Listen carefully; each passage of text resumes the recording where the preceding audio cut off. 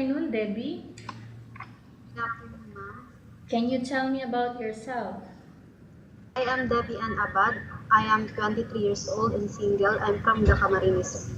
I have a few questions for you to answer, Debbie, so let's start. Why do you want to work as a maid? I want to work as a maid to have an experience and for my dream. Why you choose Malaysia when there is a lot of other country? Well, Malaysia is one of my dreams. How are you qualified for this job?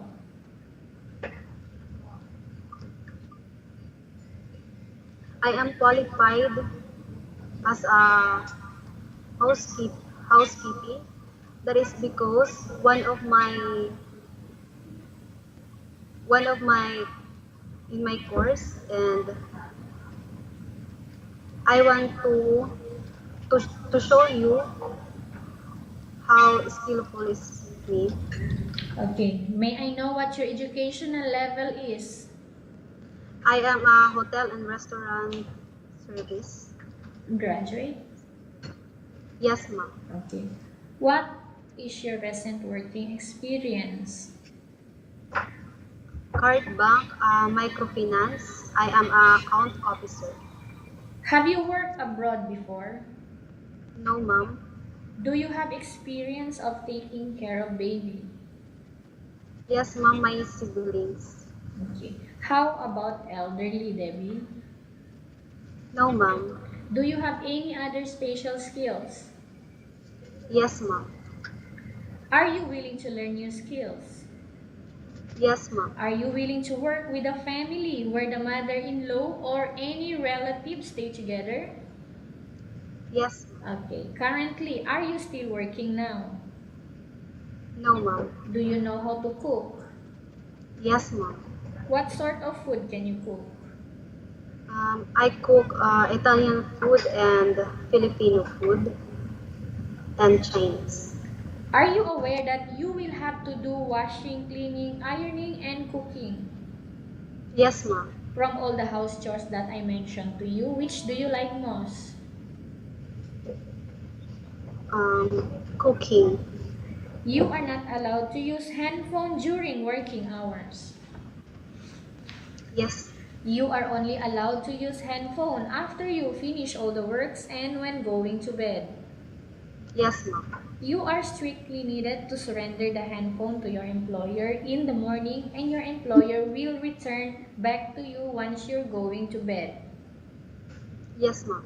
If ever your employer finds out, Debbie, that you're abusing of using your handphone and it's affected your work performance, your employer will confiscate your handphone and you are not allowed to hold it anymore. Okay, ma'am. Okay, but instead, your employer will allow you to call your family 3 times in a month. You only allowed to bring normal phone and you are not allowed to bring smartphone here. Are you agreed for the terms and conditions? Yes, ma'am. Are you agree to the rules and regulation for the handphone? Yes, ma'am. How many years is the contract as you agreed and understands? 2 years. Can you describe for me your ethics, your attitude? I am a hardworking, self-disciplined, and God-fearing. How can you assure to us that you will work hard here in Malaysia, Debbie? I will assure you that I can be a hardworking employee, and I I wish I have a good relationship with my boss. Okay. Just kindly assure to us that your contract will be finished for 2 years. 2 years. Okay, 2 years is the contract. Yes, You will ma'am. be considered hard working if you finish that 2 years contract. Yes, ma'am. Understood, Debbie? Yes, ma'am. Can you promise not to use the telephone without the permission of your employer? Yes, ma'am. Can you promise not to put on makeup but to dress properly while work?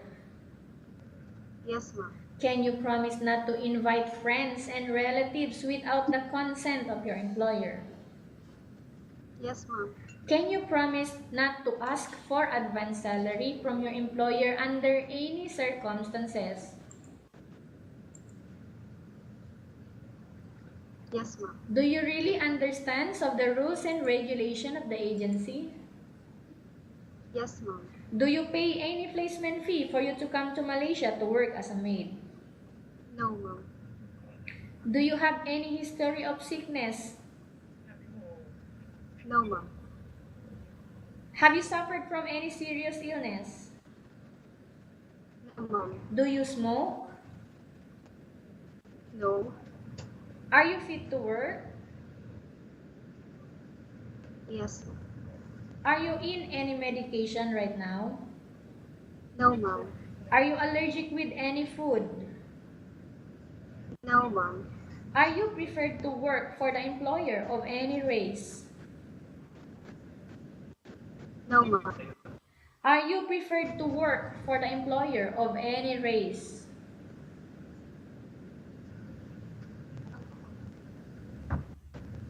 No, ma'am. So what race do you prepare? Here in Malaysia, they have 3 races. Are you I, preferred to work for the employer of any race? yes, ma'am. Are you preferred to eat the type of food taken or given by your employer? Yes, ma'am. Are you afraid of being left alone in the house? No, ma'am. Are you afraid of dogs or other pets? No, ma'am. Can you promise to work according to instruction from your employer? Yes, ma'am. Do you have any family friends working in Malaysia? No, ma'am. Okay, Debbie, we have finished this question section. Then let's proceed to a case study. I have a case study here for you and I want you to answer me truthfully. Okay, upon arrival in Malaysia, within 6 months only, if ever one of your family members passed away, what will you do? There is a possibility that this might happen. So I want to get a feedback from you. What would you do? First, I will ask the permission from my boss before before I decide anything else for my family. Of course, I tell about my family what happened. Okay, so if the employer will not allow you to go back, as per stated in that contract will be 2 years, they want you to go back after that 2 years, what would you do? Well, I will I will decide to send my salary to my family. Okay, so you will just continue your work Yes, ma'am. and send help by sending money lang. Yes. Okay, anyway, Debbie, again, tell us about yourself and why do you want to work in Malaysia as domestic helper? I am Debbie Anabad and I am 23 years old. I'm from Camarines Sur and I am single. And I want to work in Malaysia because that is one of my dreams that I want to go there. And I want to promise that I will be a good employee in my boss. Okay, what do you want to tell to your employer who are watching your video right now? Well, I want to tell them that I am thankful to have there and I will promise I will follow the rules and regulations accordingly. Okay, thank you very much, Debbie. We will update to your agency if there is any selection made by the employer.